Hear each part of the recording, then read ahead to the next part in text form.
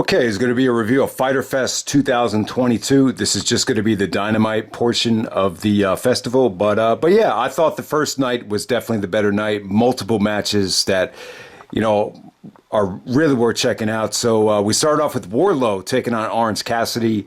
I thought this was a lot of fun. Great way to start off this festival. And yeah, it was like friendly competition. And, there were some really, really cool counters to Wardlow's offense from Orange Cassidy. And yeah, they both respected each other at the end of this thing. And I thought the ending with the Superman punch into the powerbomb was, really good ending. Yeah, just, yeah, really good friendly competition. They gave each other a pound after the match was over. And yeah, just a positive way to start things off. Next up, you had John Moxley taking on Konosuke Takeshita. This is a AEW World Championship Eliminator match. And yeah, I thought this was great stuff. Just another gem from Takeshita. He's really going on a tear in the United States. Someone needs to make a mixtape of all of his matches. I mean, this guy, he's probably not going to win the MVP, but, maybe the breakout star. And it almost gets you thinking back to Forbidden Door. Like, why wasn't this guy on that show? But I guess he's more of a DDT guy than obviously a New Japan guy, so that might explain it. But I think looking back on it, I think I would have had him represent AEW and face Okada in a singles match. I think, I would have done that if he could go back in time. But yeah, him and Moxley had a great match here. You could definitely argue that this was better than Moxley and Tanahashi from Forbidden Door. I thought it was that good. It got bloody. Takeshita delivered some really beautiful deadlift German suplexes. And yeah, it just really got, the fans really were going crazy for Takeshita. They were definitely pulling for Takeshita here at the end of this thing. But Moxley actually chokes him out at the end of the match. And yeah, ended up being pretty great. They didn't even get too much time, but they packed in a lot of action for just a little bit under 15 minutes. All right, next up you have Luchasaurus coming out there with Christian Cage to take on Griff Garrison, who looks like Jungle Boy, as Christian pointed out. And he's out there with Brian Pillman Jr. It was cool because Christian was burying Pillman's father, obviously Brian Pillman Sr., saying he was never a legend. Christian is really, I got to say, Christian is cutting the best heel promos of his career. I don't know what it is. His delivery sounds better than ever. He's coming off more like an asshole, more unlikable than ever. So you got to give Christian credit. And yeah, but this ended up being more of a squash. Luchasaurus actually does a double choke slam through a table to both the Varsity Blondes there. And then we move on to Claudio taking on his former We the People tag team partner in Jake Hager. I thought this was good. I thought this was definitely one of the better showings Jake Hager has had in AEW. The fans were actually chanting, "We the People," and Claudio was actually embracing it. So, yeah, this was going really, really well. I just thought the interference at the end from 2.0 was a little bit goofy, and it definitely brought the match down. But yeah, Claudio gets the victory with the Ricola Bomb to give him some momentum for his Ring of Honor World Championship match coming up. But yeah, him and Jake Hager, man, this was just nothing mind blowing, but just solid stuff. I thought both guys looked really good, especially Hager. He looked really athletic, and yeah, he pretty much hung with Claudio better than I thought it was going to be. So good stuff there. Next up, you had Serena Deeb defeating Anna Jay by submission. I think Anna Jay was a little bit awkward here in the beginning. The closing stretch was actually really well done. Jim Ross actually sold it pretty well. Serena actually countered the submission into a half-legged Boston Crab.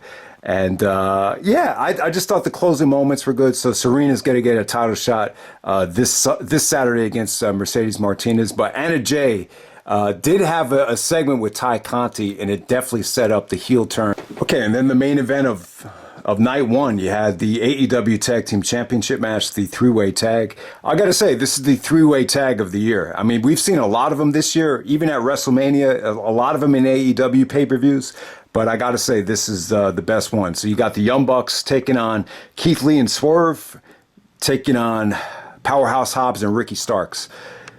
This thing got off to a little bit of a slow start. It's tough to make these things work at first, but once this got going and once it broke down, I got to say probably the most entertaining and, one of the most breathtaking main events of the year. Everybody got a chance to shine. Huge match for all these guys. It's almost like, man, the Young Bucks had a pretty short reign. It's almost like they just won the tag team titles just so they could set up the Christian Cage heel turn on Jungle Boy. And maybe they wanted the Young Bucks to be in this match just to make sure it was, one of the best main events of the year, as it's Fyter Fest. So yeah, the Bucks are great here. Lots of comedy stuff too, with the Northern Light suplexes from Matt Jackson, and a lot of the super kick party stuff with Ricky Starks was actually kind of funny.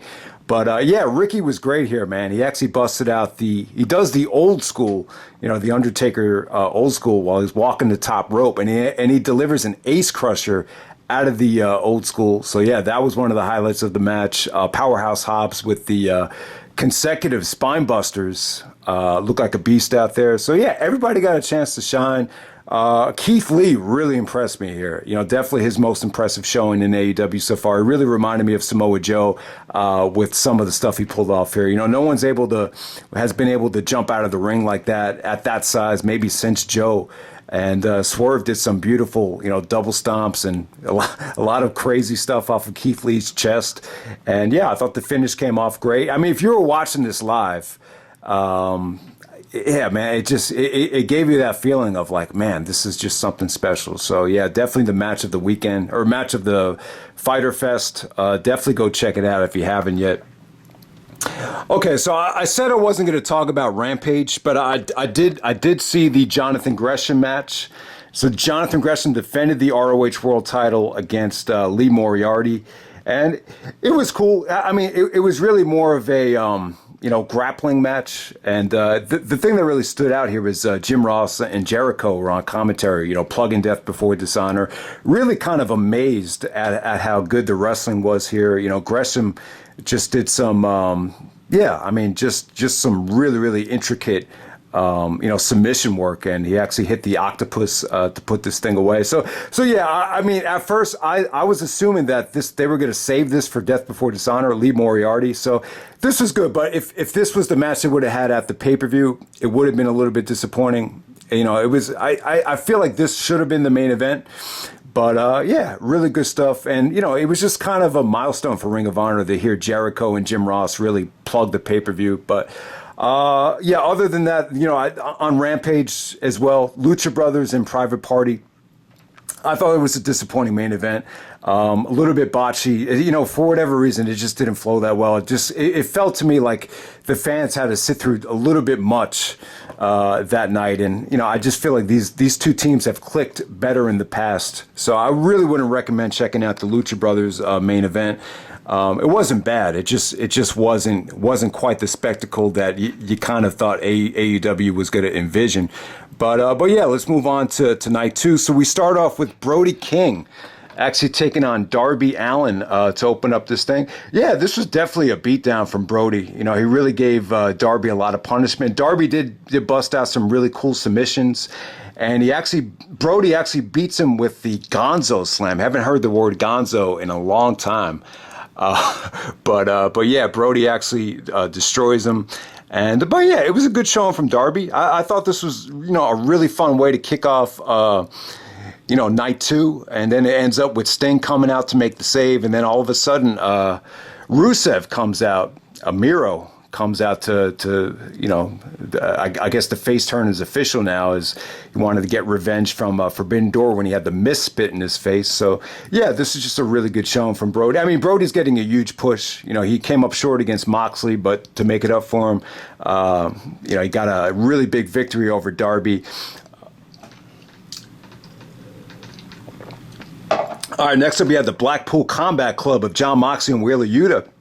You had Regal on commentary and Orange Cassidy on commentary here. Commentary was really good. Cassidy didn't say a lot, but whenever he did say something, it actually did have a little bit of meaning. And they're going up against the best friends of Chucky T, Chuck Taylor, and Trent Beretta. Yeah, it was cool to see Chuck Taylor. I mean, you haven't seen a lot of him. He's really not in the kind of shape he used to be in. I mean, when he was in Dragon Gate USA back in, almost 10 years ago, I mean, he was just so lean and in such great shape. So his body's definitely went through a lot of changes, but he's still good though, man. He's, Wheeler Yuta busted out a lot of nice counters to the Awful Waffle. I thought Trent was actually really good in this match. And yeah, lots of breakups here. But, the story of the match is that Wheeler Yuta was trying to, showcase a lot of the, combat skill that he's learned since joining the Combat Club. But the funny thing is he actually pins Chucky T with the seatbelt, which is actually a move he actually learned from Chuck. And what's his name? Orange Cassidy actually ends the match by saying he learned that from Chuck. So it's kind of funny that he ended up winning the match with the hold that the Best Friends showed him. But, this is a cool match. It kind of puts a lid on the whole Wheeler Yuta Best Friends feud. I mean, we'll see if they go back to it. But, yeah, the match is actually a lot of fun. All right, next up, you got Christian Cage and Luchasaurus taking on the Varsity Blondes. Really don't have a lot to say about this other than Christian was actually running away from Luchasaurus to end this thing. And Lucha actually reunites with Jungle Boy. It was actually Jungle Boy chasing Christian up the bleachers. That's pretty much how it ended. But yeah, down the road, maybe at All Out, I think Jungle Boy and Christian will be a phenomenal matchup. And, that could be the star-making performance that Jungle Boy needs right there. All right, next up we got Ricky Starks taking on Cole Karter for the FTW Championship. So Ricky Starks is actually the longest reigning FTW champion. As Taz actually pointed out, they were booing the crap out of this kid, Cole Karter. I'm not sure why. Jim Ross was actually saying that he was handsome and good looking. Maybe that's why. But he actually hung with Ricky Starks for a couple of minutes, and it wasn't bad. It was actually a lot of fun. Next up, we got Jade Cargill and Kiera Hogan actually taking on Athena and Willow Nightingale. Okay, so Stokely Hathaway and Jermaine Dupri are actually out there. So they were actually in Atlanta. Atlanta's actually Jade's hometown. Jermaine Dupri is actually from Atlanta as well. If you don't know Jermaine Dupri, he's more of like the Puff Daddy of the South. He actually produced Crisscross, when they were kids, and he actually produced The Brat and Little Bow Wow. And there was one point where we actually got into a feud with Dr. Dre. He said that, Dre always needs to be in the studio with another producer to make great records like Mel Man or whatever it was. And Dre actually responded to him and said, over 80 million records sold, and I didn't have to do it with 10 or 11-year-olds, which I thought was a great diss. But yeah, I mean, that's Jermaine Dupri. I mean, he was known for, who really cares? I'm going on and on about it. But he was a big producer back in the day, but he was out there if anybody cares. But don't want to spend a lot of time on it. But Jim Ross actually did say that Jade and Athena could definitely be a money-making feud down the road, and I would definitely agree with that. And the fans were really into Jade because they were in Atlanta. Okay, and on to the main event. We got Chris Jericho taking on Eddie Kingston. This is the barbed wire death match. The Jericho Appreciation Society was suspended above the ring in a shark cage. Okay, so you had Ruby Soho out there with the key to the cage. During the actual match, Ty Conti and Anna Jay come out. Anna Jay actually turns heel, reunites with Ty Conti, and they steal the key from Ruby Soho, and they let the Jericho Appreciation Society out of the cage. It was a little bit botched, so they actually had to come through the actual cage, not through the door, but it wasn't that big of a deal for me. It didn't really take away from the match. You could see that Ty Conti was having a tough time with it. But yeah, I mean, there was a lot of flaws in this match, but at the same time, I thought it was good. I thought it was, a very dangerous match, very different. Jericho, once again, with the Painmaker gimmick, really goes out there and busts his ass. I would even say this was even more brutal than the match he had with Nick Gage last year. I mean, Jericho took a lot more punishment than Eddie Kingston. Jericho does get the victory.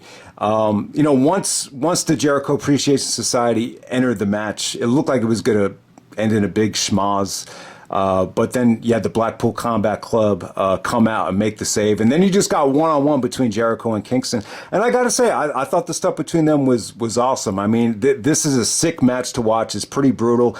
You do need to be a little bit careful with the eyes here. You don't want to see someone lose an eye because of the barbed wire. But, give Jericho credit. He took a lot of nasty bumps out there. It was very bloody. There was some really vicious, suplexes through tables with the barbed wire. I mean, yeah, it was crazy stuff. Jericho kicked out of, the back fist to the future. I mean, we've seen Jericho kick out of everything in matches against Rock and Austin. So, seeing Jericho kick out of that, a really, really good near fall there. So I thought the match was a lot of fun. I mean, people are going to gripe that Eddie should have won this match. Well, Eddie won the first match at Revolution. So it's not like Jericho, buried him here. The feud is pretty much going to end tied at 1. I don't think they're going to have a rubber match just by the way this ended. But they still might. They still might have a rubber match. But yeah, I don't think this totally buries Eddie Kingston. I think Eddie has grown a lot, with this company, since he's debuted. I mean, the Moxley feud, the Punk feud, even this feud with Jericho. I mean, Jericho pointed out a lot of things about Eddie Kingston. He pointed out the flaws, and he also pointed out the positives. And I just think that this whole feud has definitely benefited Eddie. I mean, Eddie's come such a long way, especially when you compare him to where he was at the CZW Deathmatch or where he was back in the Ted Petty Invitational of 2004. I mean, the guy has, the signing with this company has been a godsend for Eddie Kingston. So I'm not going to say that Eddie's buried here. I mean, he's definitely coming out of this feud better for it. I mean, there's no doubt about it. But yeah, a lot of people are going to bitch about that Eddie should have won this match, but I really don't think it matters looking back on it. I really don't. I thought the match delivered, and the feud is tied at 1. Jericho's still a legend. He still has a huge stable out there, and Sammy Guevara helped him with the assist, and Jericho actually wins with the Judas effect with barbed wire wrapped around his arm. So yeah, I thought that ending was great. I mean, the match was a little bit sloppy at some parts, and maybe it was a little bit overbooked, but for the most part, I thought this was a really solid main event for a Dynamite special. So yeah, that's Jericho and Kingston, the barbed wire death match. Yeah, just some bonus stuff I want to talk about.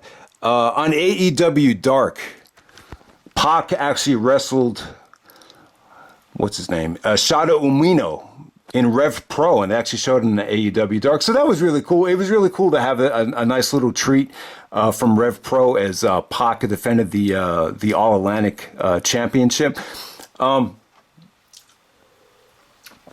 I didn't think the match was great. I wouldn't even see it's like really worth going out of your way to see. I mean, it was good, but it was more of a showcase for Shota Umino than Pac. Pac was a little bit more methodical, really kind of being antagonizing to the crowd. I can't say it was the explosive match you would have expected. When I saw the match advertised, I was just expecting a lot more, but it was still good stuff. I mean, there was a really nice counter to a crucifix by Pac into the brutalizer for the tap out. I mean, it was a nice little treat. I mean, it was great exposure for Rev Pro. I mean, that's all I pretty much have to say about it. But yeah, I was pleasantly surprised to see that they actually uploaded it. So yeah, definitely check it out if you want to. Yeah, I'd probably say a little bit over 3.5, but like nothing must see though. And yeah, so just a short little preview of Death Before Dishonor. All right, so with Death Before Dishonor coming up this weekend, I think it has potential to be the pay-per-view of the year, but it's tough though. I would say that it probably has a chance to fall flat as well. I think it's just really tough to predict because 2 out of 3 falls matches. I mean, we've seen some 2 out of 3 falls rematches in the past where the stipulation doesn't really equate for a better matchup. But, the Briscoes have ties to this matchup. They used to get the fans to chant 2 straight. So I could actually see the Briscoes losing the first fall, maybe get the fans to chant 2 straight and then the Briscoes win the last 2 falls. But yeah, I think it's cool because the Briscoes aren't allowed to be on AEW TV. So it's almost like you got to order the pay-per-view just to see the Briscoes. So it does make the pay-per-view feel a little bit special. But, I'm just going to be honest with you. Sometimes 2 out of 3 falls matches could be very overbooked. So I'm not really going to expect this to top the magic that they created at Super Card of Honor. I think Yuta and Garcia is a hell of a matchup right here. I think this could be the match of the night. It's two guys that are trying to prove themselves. Both guys had great showings at Bola, so I think this is definitely the way to go. It's funny, both guys are actually wrestling for PWG and ROH. And Daniel Garcia is actually the PWG champion now, and now he has a chance to become the pure champion. So to me, like, that's the match that I'm most looking forward to. Samoa Joe and Jay Lethal for the television championship. If it's anything like their Manhattan Mayhem match, I mean, this could definitely be an amazing show. The problem is, I mean, they actually had rematches to Manhattan Mayhem, maybe two of them. I just don't remember those matches being anywhere near as good. So it's tough to expect them to top what they did, back in 2005. But obviously they have a lot of history there. So Lethal is actually wrestling Christopher Daniels on Rampage. I would actually expect Daniels to turn heel and side with Lethal. When you consider the history that Joe and Daniels have together, all the all the feuds that they've been through, I think that would probably make sense. Christopher Daniels still has that bad eye, man. You just feel bad for him. But it should be really interesting to see what Daniels does in terms of Death Before Dishonor. And Jonathan Gresham and Claudio. This is a tough match to predict because Gresham just turned heel. You got Tully out there, so it's hard to expect Claudio to take this thing with the with the odds stacked against him like this. But yeah, man, I'd just be really happy for Claudio because he's never been ROH World Champion. And but if you had to bet money on it, I think you would bet that Claudio's not going to take this thing because Moxley's the champion in the Blackpool Combat Club. Maybe you figure you have too many champions in the same stable. So yeah, if I were to bet money on it, I'd probably say that Gresham would retain, but it would be really cool for Claudio to win the ROH World title. And I think that's pretty much all I wanted to talk about. I could see Serena Deeb winning the women's championship because she just lost that Double or Nothing to Thunder Rosa. So, I don't see her losing 2 pay-per-view matches in a row for the belt. So, yeah, I hope it's a good show. I think it has potential to be amazing, but I could also see it being very average. I think it's really a tough show to predict, but I'm pretty happy with the lineup. And hopefully it's a good show. That's pretty much all I got to say. So hope you guys enjoyed Fyter Fest, and I'm out. All right.